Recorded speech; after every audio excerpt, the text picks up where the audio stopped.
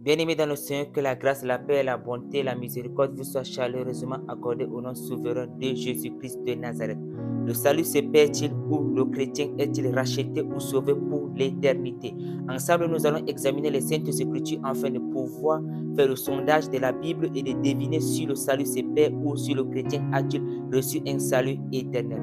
D'abord, j'aimerais que vous ouvrez votre Bible dans l'Épître aux Hébreux en son chapitre 10, le verset 14.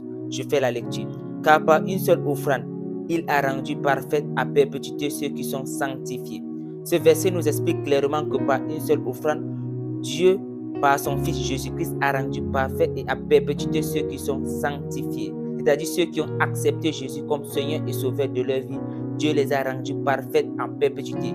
Et ce verset nous explique clairement que le péché présent, passé et futur de celui qui a cru en Jésus a été complètement pardonné et effacé à cause du sacrifice parfait de Jésus-Christ sur la croix du Calvaire. Nous comprenons que le sacrifice de Jésus n'est pas un sacrifice de l'Ancien Testament qui n'était pas parfait, mais le sacrifice qui est celle du Nouveau Testament est totalement parfaite parce que la nouvelle alliance est complètement parfaite et meilleure par rapport à la première qui n'était pas parfaite et qui ne peut pas atteindre la perfection.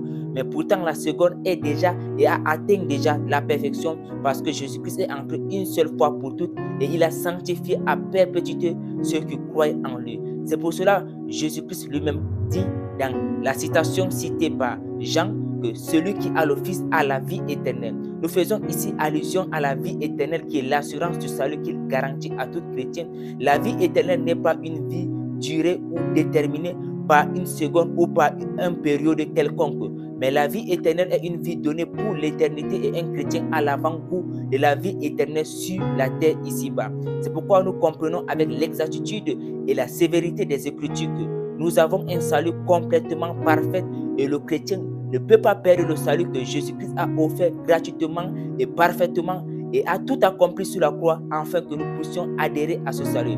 Mais nous comprenons que l'apostasie et la rétrograde qui se trouvent aujourd'hui au sein de l'Église nous montrent clairement que les chrétiens abandonnent la voie du salut.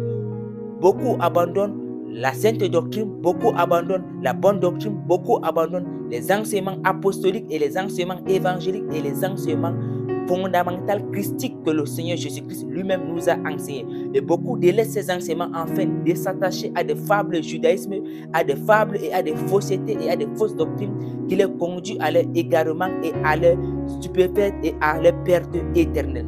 C'est pourquoi j'aimerais que nous comprenions que beaucoup n'ont pas actuellement reçu le salut, pourtant ils sont dans l'église. Parce que ceux qui ont reçu l'évangile de la prospérité n'ont pas actuellement le salut parce que l'évangile de la prospérité n'est pas une garantie qui nous accorde ou qui nous donne le salut. Mais nous avons le salut uniquement en Jésus-Christ.